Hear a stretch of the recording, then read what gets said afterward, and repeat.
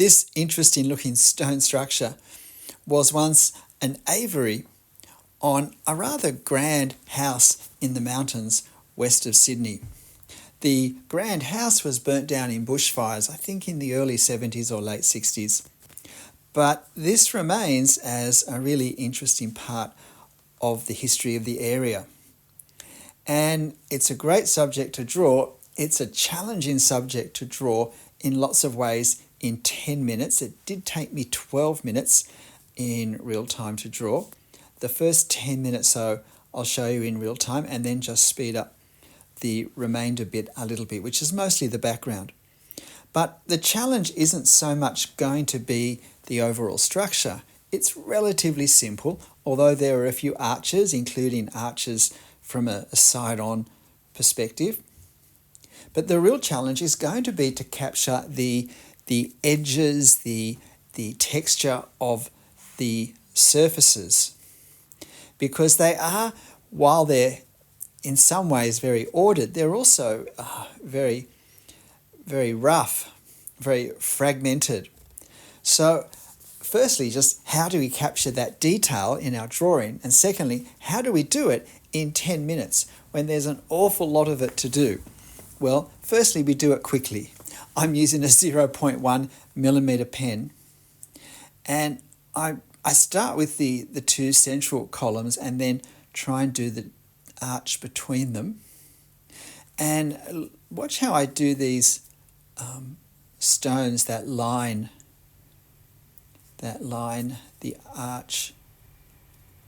And you can see I do some ones all around just to sort of check the angle, and if the angle's not quite right, I can correct it, and that line's not going to be noticeable when all of the stones are put in quickly. So these become very quick lines that, because of my guidelines, I'm able to do very quickly and more accurately than otherwise. And then I do some some dashed lines around the edge, but not trying to line up with any stones in particular, to just create the effect of edges to the stones. So now I'm doing these side-on left and right side arches, paying attention to where the top and base of these align with the two I've already drawn, because they're not in a straight line, and that's the sort of detail that's easy to miss until it's too late. And again now, I'm trying to draw the effect of the stonework, not the actual stonework. I'm looking at the scale in particular, the size of the stones in relation to the size of the structure, because whatever detail I draw, if I don't get the size right in relation to the overall size, then I'm going to change the effect of the scale. I'm going to make it look larger or smaller than it really is. Now I have a problem with that arch in that I've taken it up just slightly too high. If I'd been feeling a little less rushed and observed my reference more carefully, I'd have noticed that it clearly comes in a bit lower than the centre one. So that's unfortunate, but there's not much I can do, and goodness, I've done worse than that. Notice I'm not doing any real straight continuous lines for any of the edges, because they're also rough. They're also rough with the small flat stones stacked on each other. And so I don't want to create any heavy lines where there aren't any in the reference.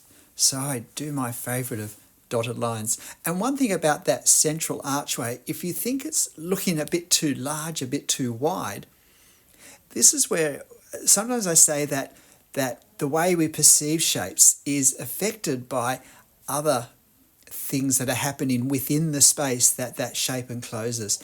And we do have, we can see the left and right sides of the two far side columns, and then we can also see the arch on the far side as well.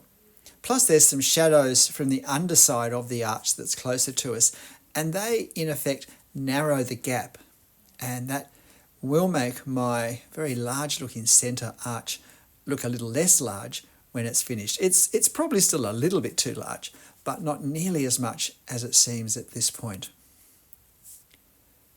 But it is a lesson on how things within shapes do change our ability to perceive the correct sizes and proportions.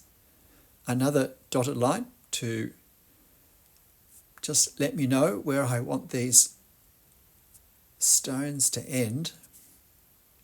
The other thing with a building such as this, when we're doing the if you like, stone texture, the effect of the stonework, is to realise that the stones that are directly in the centre that we're looking at, we see those ones pretty much at their actual width because we're looking at them front on. But the further the stones move around to the left and right sides, we're seeing those stones more and more foreshortened. They're, for whatever width they are in life, they're becoming visually compressed as they move around the curve. And that means that when I do my marks to indicate the width of the stones as opposed to the height of the stones, I need to make sure they become closer and closer together generally as they move to the left or the right. Now there is a sort of a rim that comes out, or a cornice of some sort at the top, and there is a bit of shading that's occurring there, or some shadow and shading actually. I don't have time yet to take it all the way across, and I decide to leave that till I do the final part, that bulge of rocks on top, which reflects how the ceiling looks on the inside. It does go up into a sort of a rough dome inside. So now I am doing some of these shadowed and shaded areas inside. It is pretty quick. So now I'm enclosing a little bit more, and we'll just see how visually this changes our perception of how it appears in relation to the reference. An awful lot of short horizontal lines in this scene. Really was a challenge, just because of the time limit and the not terribly difficult line work to be done or forms to be done, but simply how many lines there are.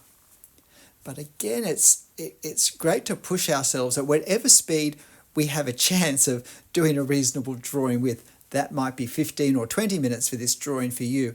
But as long as you feel that you do need to keep going, that there is a fairly pushing pace for you and for the way you draw, then I think there's a lot of benefits here, because it stops us getting bogged down. But if we're doing it in such a short period of time that we end up rushing and doing careless marks, then we're not taking enough time. It's not a competition to see who can draw it fastest.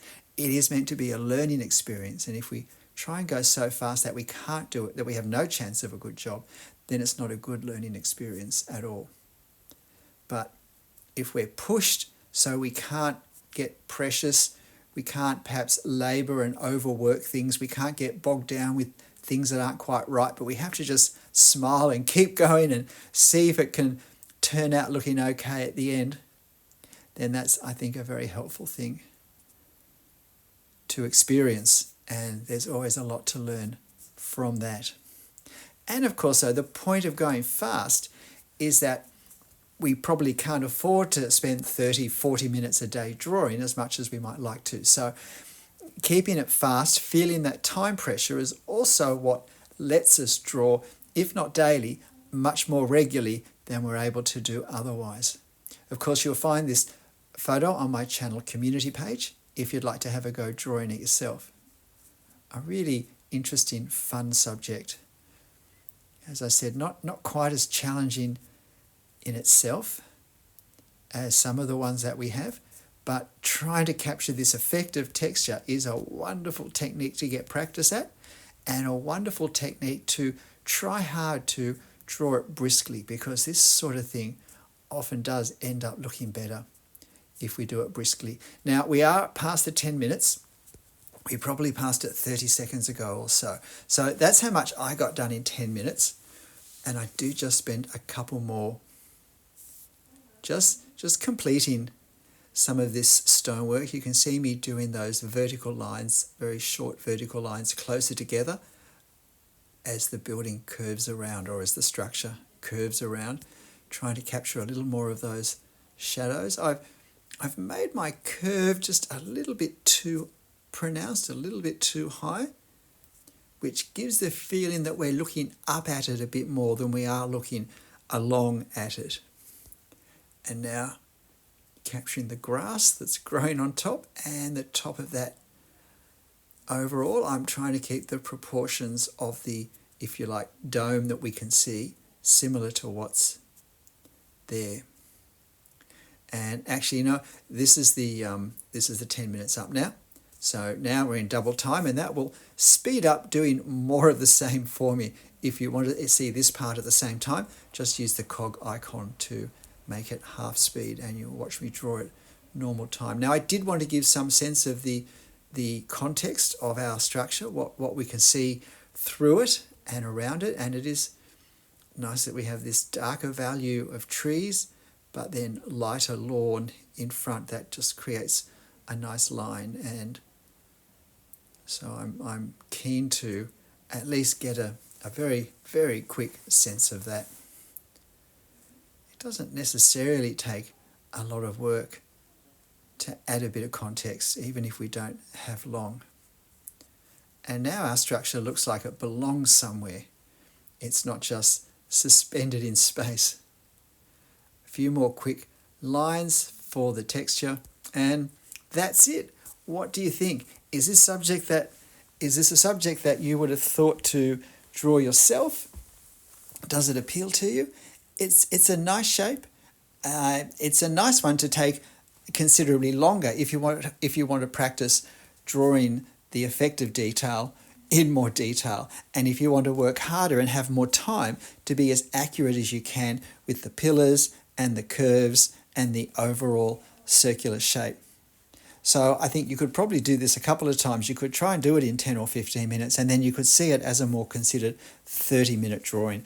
But really, however you see it and however you draw it and however it turns out, however your effective stonework drawings and marks are, make sure you have fun. I'll see you next time. Bye.